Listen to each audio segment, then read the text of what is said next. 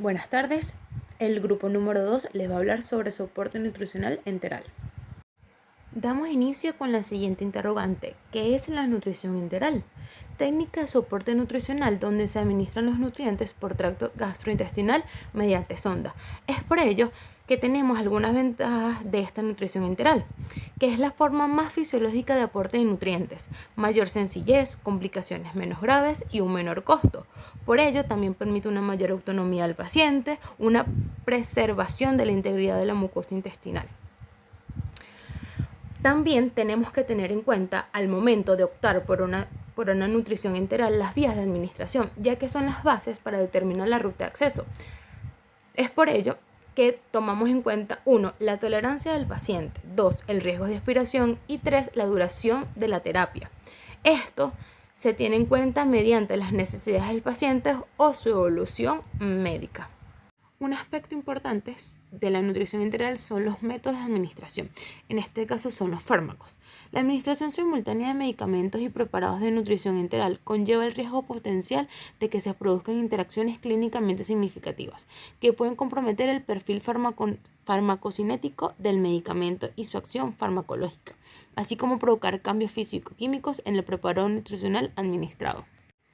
Estas interacciones dependen del tipo de fármaco, de la formulación de la nutrición y de los tiempos en los que se administre, ya sea continua o intermitente. En el ítem número 2 tenemos la elección de la forma de administración.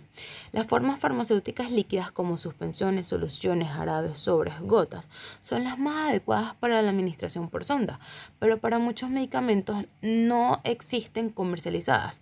A menudo presentan valores de osmolalidad o viscosidad elevados que hacen necesaria su dilución para evitar efectos adversos o que puedan adheridas a la sonda. Las formas farmacéuticas sólidas como comprimidos, grajeas o cápsulas se pueden emplear siguiendo ciertas recomendaciones. Las cápsulas se deben abrir, diluir el polvo en agua entre 10 a 20 ml y administrar de forma inmediata, no triturar si contiene microesferas.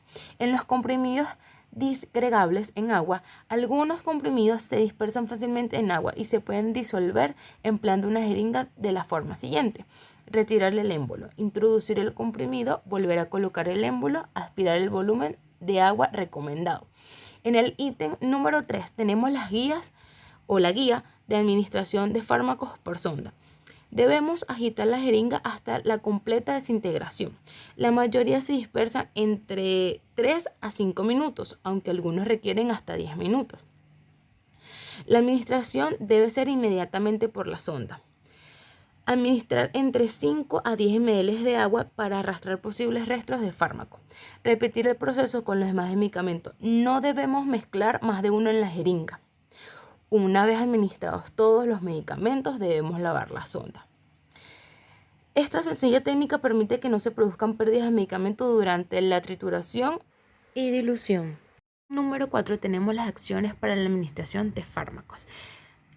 Como 1, debemos de verificar la colocación adecuada de la sonda antes de administrar la medicación. Antes de administrar el fármaco se recomienda detener la alimentación unos 15 minutos antes en el caso de administración continua y darlo 1 hora antes o 2 horas después en el caso de administración por bolos. 2. Comprobar la permeabilidad de la sonda lavándola con 30 ml de agua.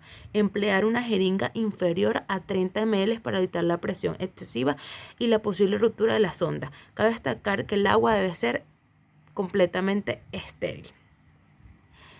3. Abrir la cápsula o triturar el comprimido o la grajea hasta obtener un polvo fino. 4. Disolver o diluir el fármaco de forma adecuada y administrar inmediatamente sin mezclar con otros fármacos. 5. Lavar la sonda con 50 ml de agua para asegurar que todo el fármaco es administrado y no queda adherido a las partes de la sonda para evitar la obstrucción de la misma. 6. Si se deben administrar los fármacos, se debe volver a repetir los pasos 3, 4 y 5. Como último paso, deberíamos volver a conectar la nutrición enteral, salvo contraindicaciones. En los métodos de administración en nutrición tenemos como primer ítem el mantenimiento de sonda mientras exista dicha nutrición, como por ejemplo la irrigación entre las nutriciones. Como 2, tenemos que evaluar la consistencia de la nutrición. 3. Los controles de la nutrición enteral. Estos son de forma sistemática y se debe ir realizando en base a control de la cantidad, administrada en 24 horas. B, control de la sonda. C, control de la infusión. D, la tolerancia. Como 4, tenemos los signos y síntomas. Tenemos que tener en cuenta si existe diarrea, estreñimiento, náuseas o distensión abdominal o vómitos. En caso de que suceda alguno de estos signos o síntomas, se debe de avisar al médico. Ahora les hablaremos sobre los tipos de sondas. La sonda nasogástrica es una sonda especial que lleva alimentos y medicamentos al estómago a través de los orificios nasales. Es adecuada para la alimentación enteral a corto plazo, menos de 6 entre 8 semanas, en pacientes conscientes con estómago funcional. Esta sonda tiene unas ventajas, que es movilidad y portabilidad, menor riesgo de infección. También tiene unas desventajas, que no es a largo plazo y puede causar erosión nasal. La sonda orogástrica consiste en la introducción de una sonda flexible en la cavidad gástrica a través de las fosas nasales con fines alimenticios, terapéuticos, diagnósticos. Este tipo de sonda puede durar o permanecer hasta 3 semanas dependiendo de su condición o evaluación. Por lo cual tiene ventajas, ya que tiene un soporte nutricional, puede aliviar la presión de aire o gas del estómago. También tiene desventajas, las cuales son aspiración de contenido gástrico y obstrucción laringotraqueal. Nasoyeyunal. Es un tubo suave y flexible que se introduce por las fosas nasales pasando por el estómago hasta llegar al yeyuno. Este tipo de sonda no va a tener más de 4 a 6 semanas de duración y no hay reflujo gastroesofágico, por lo cual tiene unas ventajas, que tiene un bajo riesgo de broncoaspiración. También tiene desventajas, que es trauma, irritación nasofaringea u obstrucción de la sonda. La gastrostomía consiste en la colocación de una sonda de alimentación a través de la piel y la pared estomacal. Va directamente al estómago. Su duración va a depender de las indicaciones médicas, los cuales tienen unas ventajas, que es de fácil manejo, tiene comodidad y causa menos riesgos.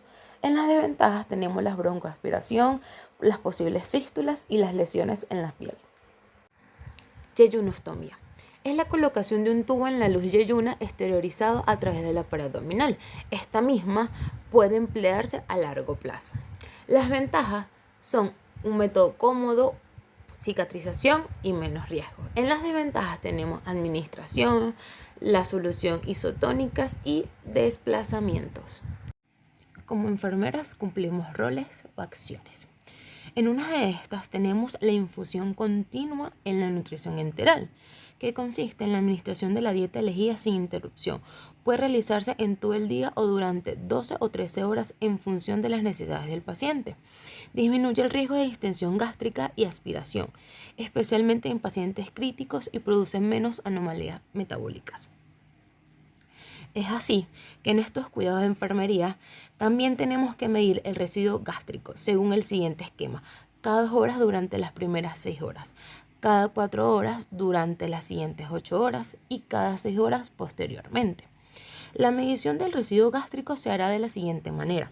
Cuando la nutrición enteral se administra en forma cíclica, se debe irrigar la sonda con 20 ml de agua después de cada toma y medir el residuo gástrico antes de reiniciar la infusión. Un residuo elevado entre 60 a 100 ml, cuando el extremo de la sonda se ha dejado distal al píloro, puede indicar que ésta se ha desplazado.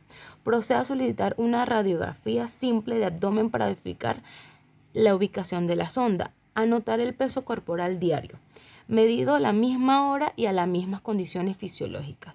También debemos establecer si hay distensión abdominal mediante auscultación, palpación y medición de perímetro abdominal. También debemos anotar en la hoja de registro de enfermería las características de las actividades intestinales del paciente, como peristaltasis, deposiciones, flatulencias, vómitos, náuseas. El lavado de manos antes y después de la alimentación, y debemos usar guantes. Por otro lado, Debemos cambiar todos los días el apósito de sujeción, rotando el sitio de fijación para evitar irritaciones. Entre estas tareas también tenemos la colocación de sondas, vigilar la integridad del sondaje, la movilización para evitar úlceras por decúbito, medir circunferencia abdominal como ya lo habíamos nombrado, comprobar diariamente su correcta colocación y evaluar el funcionamiento gastrointestinal diariamente. Esto ha sido nuestro video de exposición. Gracias por su atención.